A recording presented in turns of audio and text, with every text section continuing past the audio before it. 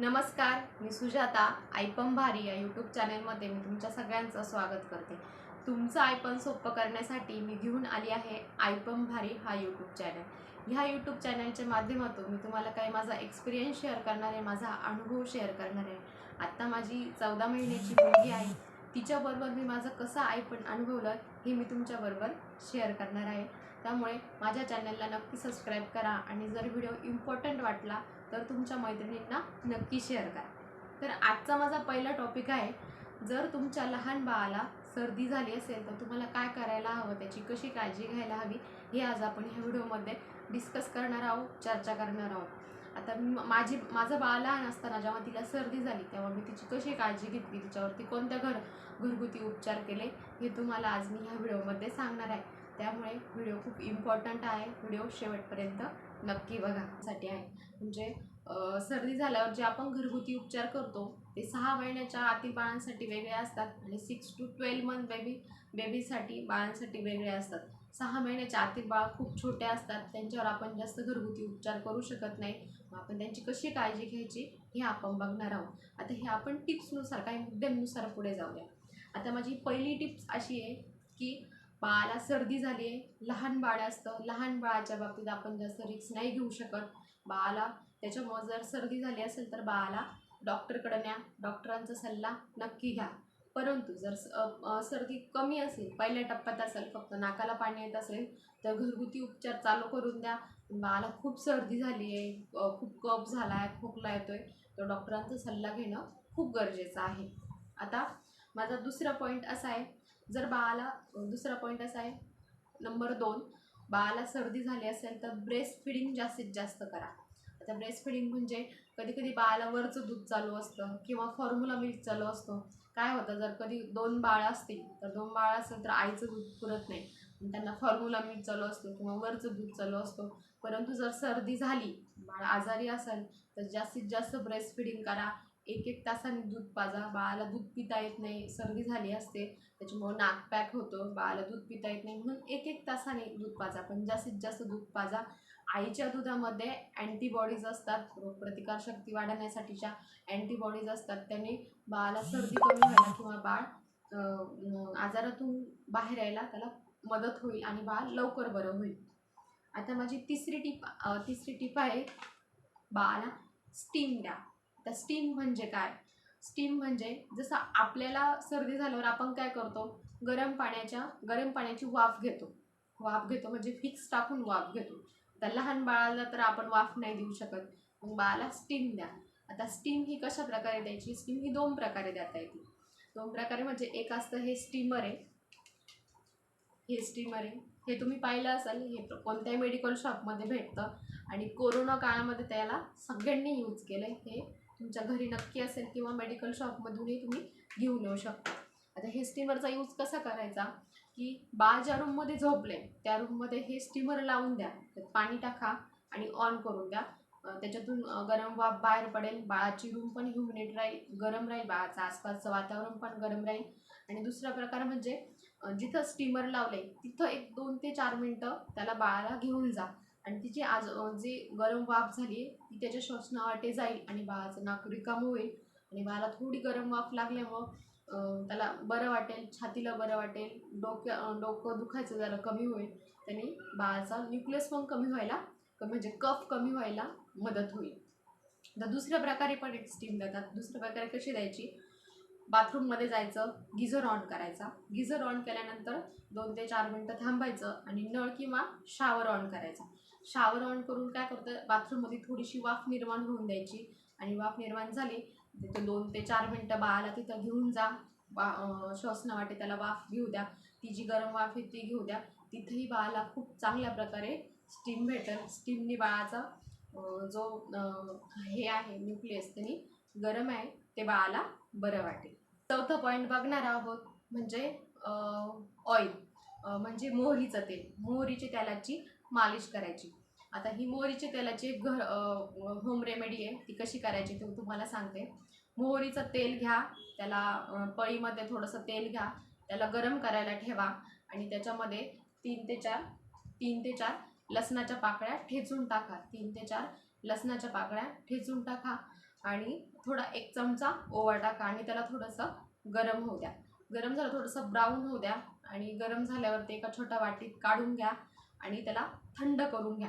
आणि जेव्हा बाळ रात्री झोपतं तर झोपताना त्याची हाताला पायाला मालिश करा आणि थोडंसं छातीला पण लावू शकता. परंतु बाळाची स्किन खूप सेन्सिटिव्ह असते. सेन्सिटिव्ह स्किनवरती आधी 1 दिवस हे तेल अप्लाय करून बघा. एका हातावरती थोडंसं अप्लाय करून बघा. बाळाला काही ॲलर्जी तर नाही आहे आणि मग तुम्ही ते यूज करू शकता. नाही तर काय होईल, तुम्ही तेल लावाल आणि मग त्याला ॲलर्जी होऊ शकते. बाळ अजून आजारी पडण्याची, अजून त्याला पडायची शक्यता आहे. त्याच्यामुळं आधी 1 दिवस लावून बघा आणि बाळाला कसली ॲलर्जी नसेल तर बाळाच्या नखांना, पायाच्या तळव्याला अशी त्याची छान मालिश करा. त्यांनी बाळाच्या अंगामध्ये छान उष्णता निर्माण होईल आणि बाळाची सर्दी कमी व्हायला मदत होईल. आता त्याच्यातला दुसरा प्रकार आहे जायफळ. जायफळ उघळून घ्या. जायफळ उघळून घेतलं, ते उगवलेलं जायफळ थोडंसं इथं हाताला, नखाच्या हातांना, इथं डोक्याला आणि छातीला किंवा पायाला त्यांनी थोडीशी अशी मालिश करू शकता. जायफळचा एक खूप चांगला ही होम रेमेडी आहे, ही पण यूज करून बघू शकता. परंतु काय काय बाळांना तेल सूट होतं तर काय काय बाळांना जायफळ सूट होतं. हे दोन्ही पण प्रकार करून बघा. तेल तर मी अजून पण माझ्या 14 महिन्याच्या मुलीला, ती 14 महिन्याची आहे, तिला आत्ता सर्दी झाली तरी मी ही तेलाची जी आहे ती करून तिच्या पायाला वगैरे तिची मालिश करते. तिला खूप बरं वाटतं आहे. ही चांगली सर्दी कमी व्हायला तिला मदत होते. पाचवा प्रकार काय आहे? नेझो क्लिअर. नेझो क्लिअर म्हणजे काय? ही नेझो क्लिअर आहे, म्हणजे नेझो मिस्ट आहे. नेझो क्लिअर म्हणतात त्याला. एक सलाईन ड्रॉप आहे. हे कुठलंही केमिकल नाही आहे याच्यामध्ये. हा सलाईन ड्रॉप असला तरी हे कुठलं केमिकल नाही आहे. हे एक फिल्टरचं पाणी असतं, आपलं फिल्टरचं पाणी आणि मिठाचं पाणी याचं हे मिश्रण आहे. तर हे कसं काम करतं सांगते की जसं आपल्याला सर्दी झाल्यावर आपण काय करतो, खोकला झाल्यावरती आपण काय करतो, मिठाच्या पाण्याच्या गुळण्या करतो. हे तसंच काम करतं. बाळाच्या नाकामध्ये 2-2 थेंब टाका. बाळाचं नाक लगेच रिकामं होईल आणि बाळाला बरं वाटेल. आता काय करायचं, हे जवळ ठेवायचंच. हे डॉक्टरही सजेस्ट करतात. कोणतेही डॉक्टर तुम्हाला देऊ शकतात, सजेस्ट करतात. कुठल्याही मेडिकल शॉपमध्ये भेटतं. आता काय करा की बाळाला सर्दी झाल्यावरती काय होतं, कफ होतो, म्हणजे बाळाचं नाक पॅक होतं. बाळाला पिता येत नाही, अंगावर ब्रेस्ट फिडिंग करता येत नाही.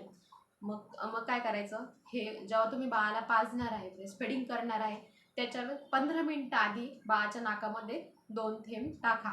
2 थेंब टाकले आणि बाळाचं नाक रिकाम होईल, बाळाला बरं वाटेल आणि बाळ शांतपणे दूध पिईल. याचा खूप छान यूज होतो. ही सर्दी झाल्यावर तर हे तुमच्यापाशी पाहिजेच. डॉक्टरांच्या सल्ल्याने घ्या, पण हे पाहिजे. याचा खूप मदत होते सर्दीमध्ये पण. बाळाला थोडासा हे द्या, शेक द्या. तर शेक कसा द्यायचा, एक सुती कपडा घ्यायचा. सुती कपड्याला इस्त्रीने गरम करायचं आणि गरम करून तो असा गरम करून बाळाला छातीला आणि बाळाच्या डोक्याला छान असा शेक द्यायचा. किंवा दुसरा प्रकार पण शेक देऊ शकता. काय करायचं, तवा घ्यायचा, तव्यावरती थोडा ओवा भाजायचा.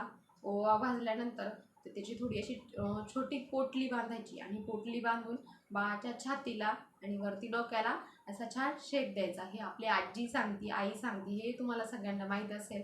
परंतु मी तर याचा कसा उपयोग करायची, ती जी पोटली बांधली ओवा भाजून, तर मी कुठं प्रवासाला चालली असेल, बाळाला सर्दी झाली असेल तर ती पोटली बांधून घ्यायची आणि त्याचा बाळ जेव्हा झोपतं, गाडीमध्ये प्रवासात झोपतो, तेव्हा त्याला थोडा थोडा वास देते. कारण की बाळाच्या त्या ओव्याच्या भाजलेल्या स्मेलनीसुद्धा बाळाचं नाक ओपन होतं, बाळाची सर्दी कमी होती. आणि ती आपल्या जवळच ठेवायची. दिवसातून अर्ध्या तासातून त्या ओव्याचा वास द्यायचा. त्यांनी खूप छान फरक पडतो. तुम्ही हे पण नक्की करून. आंघोळ घालत नाही. जास्त सर्दी असल्यामुळे आपल्याला आंघोळ घालत नाही, बाळाची सर्दी वाढण्याची शक्यता असते. मग काय करायचं, स्पॉन्ज करा. म्हणजे बाळाला गरम मिठाच्या पाण्याने पुसून घ्या. गरम पाण्याने, मिठाच्या पाण्याने पुसून घेतलं तरी बाळाला खूप रिलॅक्स वाटतं, बाळाला छान वाटतं आणि बाळ छान झोपतं पण. बाळाची छाती पण गरम होते, त्यांनी पण चिडचिडेपणा आहे त्याचा तो कमी होता. स्पॉन्ज पण करा. दिवसातून 2दा पण तुम्ही स्पॉन्ज करू शकता. परंतु एकदा केला तरी चालेल. 2 ते 3 दिवस सर्दी आहे तर बाळाला आंघोळ नका घालू, बाळाला छान पुसून घ्या. आता लास्ट पॉईंट आहे. लास्ट पॉईंट तुम्हाला सांगते की नेबुलायझेशन. आता नेबुलायझेशन काय आहे, तर एक वाफ द्यायचं मशीन असतं. त्याने आपण घरच्या घरी वाफ देऊ शकतो. जसं की जास्त सर्दी झाली, जास्त कफ झालाय, तर आपण डॉक्टरकडे जातो. तर डॉक्टर काय करतात, बाळाला वाफ देतात. एक लिक्विड असतं, एक बॉटल असते, ते लिक्विड टाकून वाफ दिली जाते, नेबुलायझेशन दिलं जातं. पण तुम्ही हे घरी कधी यूज केलं नाही म्हणून मी हे तुम्हाला रिकमेंडेड नाही करू शकत. कारण की जर बाळाला वारंवार सर्दी होत असेल, जास्त सर्दी होते असेल, जास्त कफ होत असेल, तर डॉक्टर तुम्हाला हे सजेस्ट करतात की ही तुम्ही घेऊ शकता आणि घरी यूज करू शकता. परंतु हे डॉक्टरांच्या सल्ल्यानेच घ्यायचं असतं. वाफ देणं, वाफेने पण बाळाला सर्दी असेल तर ती कमी व्हायला मदत होते. जास्त कफ झाला असेल तर तो कमी व्हायला मदत होते. मला जास्त काही याचा उपयोग झाला नाही. मी अशा घराच्या घरगुती टिप्स करूनच बाळाची सर्दी कमी करायची. पण एक तर ती काहीतरी 7 ते 8 महिन्याची होती. गावाला गेले होतो आम्ही. गावाला गेल्यामुळं तिची खूप सर्दी वाढली होती. तेव्हा मी तिला डॉक्टरकडे नेलं होतं. डॉक्टरांनी तेव्हा एकदा तिला वाफ दिली होती, तेव्हा तिला बरं वाटलं होतं. पण मला असं विकत घ्यायची तर काही गरज लागली नाही. त्या माझ्या घरगुती टिप्स. आता तुम्हाला सांगते, सर्दी झाल्यावरती जास्त घाबरून जायचं नाही. सर्दी झाल्यावरती जास्त घाबरून जायचं नाही. कारण की 1 वर्षाच्या आतमध्ये बाळाला 7 ते 8 वेळेस सर्दी होणं नॉर्मल असतं. म्हणजे त्यांनी बाळाची रोगप्रतिकारशक्ती वाढते. त्याच्यामुळे नॉर्मल असं जास्त घाबरून जायचं नाही. हा ठीक आहे, बाळ आपण नवीन आई झालेलो असतो, बाळ पहिल्या महिन्याचं असतं, बाळाला सर्दी झाली तर खूप भीती वाटते, पण जास्त घाबरून द्यायचं नाही. परंतु सर्दी झाल्यावर दुर्लक्ष करायचं नाही. लवकरात लवकर घरगुती टिप्स वापरायच्या, घरगुती रेमेडीज करून बघा. त्यांनी बाळाला लवकर, म्हणजे बाळाला फक्त नाकाला पाणी येते, घरघर करते, बघा बाळाचा नाक घरघर करते, तर लवकरच होम रेमेडीज चालू करा, घराचे उपचार काळजी घ्यायला चालू करा. बाळाची सर्दी जास्त वाढणार नाही आणि बाळाला बरं वाटेल. परंतु जास्त जास्त वाढून नाही द्यायची. जास्त वाढलं का मी कफ होतो, कफ झाला का खोकला झाला की ताप येतो, मग आपल्याला डॉक्टरकडे जाण्याची गरजच असते. मी माझ्या बाळाला ह्या घरगुती उपचारांमध्येच बराच वेळेस बरं केलेलं आहे. मला ह्या टिप्स खूप उपयोगी पडलेल्या आहेत, म्हणून मी तुमच्याबरोबर ह्या शेअर केल्या. माझ्या ह्या टिप्स कशा वाटल्या हे कमेंट सेक्शनमध्ये नक्की सांगा. आणि जर याच्यामधल्या काही टिप्स तुम्ही वापरल्या असतील, तुम्ही यूज केलेल्या असतील, किंवा नवीन तुमच्याकडे काही टिप्स असतील, तर मला कमेंट सेक्शनमध्ये नक्की सांगा. थँक्यू.